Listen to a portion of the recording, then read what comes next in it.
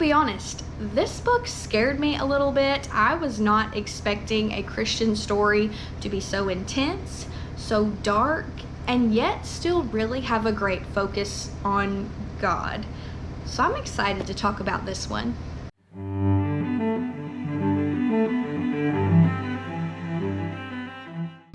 Hello friends, and welcome to my channel. My name is Haley and I am a Christian wife, homeschooling mother of 3, out to redeem my very own literary education, which means that often I read a ton of classic literature, but I am also a Christian book club host, and every other month we rotate between a Christian fiction read and a Christian nonfiction read, and I just find these books to be so great for my spiritual growth and for fellowship and having great discussions with other Christians. So I'm excited to talk about some of those books with y'all as well. And this book we read this last month for book club blew my mind and honestly kind of scared me a little bit. Our book club is tonight and I cannot wait to talk about this. And that book is called Her Darkest Secret by Jessica R. Patch. Now, I first heard about this book from Chantel from the booktube channel Chantel Reads All Day, and it was mentioned again in her Best Christian Fiction Recommendations of 2024 video that she did in collaboration with a lot of other Christian booktubers. And so I pitched this one to book club and it was immediately a very popular favorite. And I'm not gonna lie, it kind of caused me to branch out of the norm for me. So I tend to love Christian historical fiction, but Her Darkest Secret is actually Christian suspense, thriller, mystery. It's called a psychological thriller. That intimidated me slightly. However, I'm really glad I read it because I read it in 3 days. It was gripping, kind of scary, but gripping. So in Her Darkest Truth, we follow an agent who is a part of this strange crimes unit. So they deal with crimes that are either religious or ritualistic in nature. So these really out there heinous crimes. She is an agent who was actually abducted by one of the serial killers that they are trying to find, who's called Rhyme, who kills people based off of nursery rhymes and stages them off of nursery rhymes to reveal something about them. Oh my goodness, it blew my mind. And her name is Fiona Kelly. However, Rhyme kind of shows back up after being on hiatus for a few years in her old hometown that she moved away from. But because she is an agent who is really well known on this case, she is called back when he kills again, which he totally did intentionally, trying to call her back. However, she has to work with her ex-husband, Asa Kodiak, and that whole dynamic is incredibly interesting.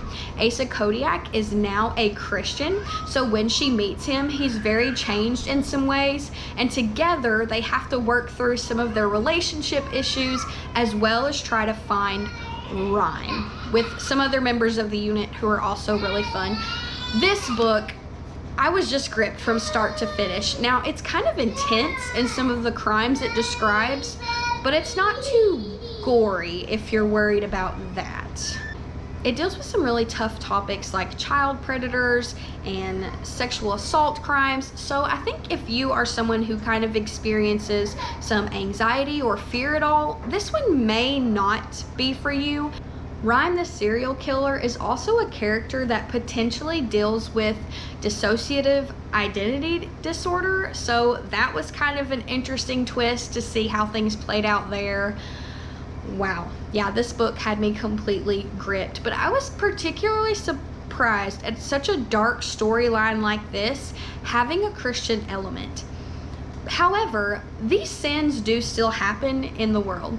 Whether we Christians have to personally deal with them or hear about them or not, this level of evil is still present. And there are people who have to wrestle with the consequences of that. There are people who track these people down to try to bring justice to them and their families. And there's a lot of trauma associated with seeing sin and evil like that. So it does have something to be said. What do we need to talk about things like this as far as being a Christian and having faith? Because that's something that our main character Fiona wrestles with. When she got abducted, she prayed that she would be set free. She prays that she catches the killer. She prays that certain people won't be killed or caught, and things just keep happening in a bad way. We don't always get prayers answered in the way that we want, and when you want to believe in God but things aren't going right and you're witnessing such terrible, heinous, sinful crimes, how do you wrestle with it? Because God is good. And I thought Asa, her ex-husband, dealt with that and dealt with her questions in such a respectful and true way, and his faith was really, really encouraging, because he was on that strange crimes unit too. He was seeing just as much evil as she was, but the way he dealt with it versus the way she dealt with it was interesting. But what I also liked about his character, the ex-husband's Asa Kodiak, was that he was a Christian but still struggling. He struggled with anger and a temper and getting that under control, and he keeps making that remark, and you keep seeing him kind of fall back into that sin pattern of letting his anger get out of control. That's also true of the Christian walk. We're free from sin in the sense that we're not going to have judgment for that, but we're not free from committing sin again. It's likely going to happen again and again and again, even if you're a Christian and even if you're trying. You just learn how to deal with it better as you spiritually mature.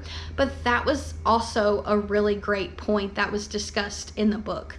Tons of great things. I have some book club discussion questions for this that I'm going to be putting on my blog. If you have a book club and want to grab this book and discuss it with your book club members, it was good. I couldn't stop reading it. It was a really quick read. I would definitely read more from Jessica R. Patch, but as I've mentioned before in this video, I don't think it's for everyone. We had some ladies in our book club actually opt out of this one. They just didn't feel like they could handle some of the topics, and that's totally okay because it's really, really heavy. So this may not be one for you, particularly if you deal with anxiety or fear. However, if you think you can handle it, it was highly worth the read. So if you all have any Christian fiction recommendations for me, please let me know in the comments below, because our book club is always looking for more books to read and discuss. And it's kind of hard to find really good Christian fiction books that don't feel cheesy, that feel real and deal with some real topics in life versus just everything is rosy posy and good to go. So I would love to hear some Christian fiction recommendations from y'all in the comments below, and I will see you next time, Lord willing. Happy reading, friends.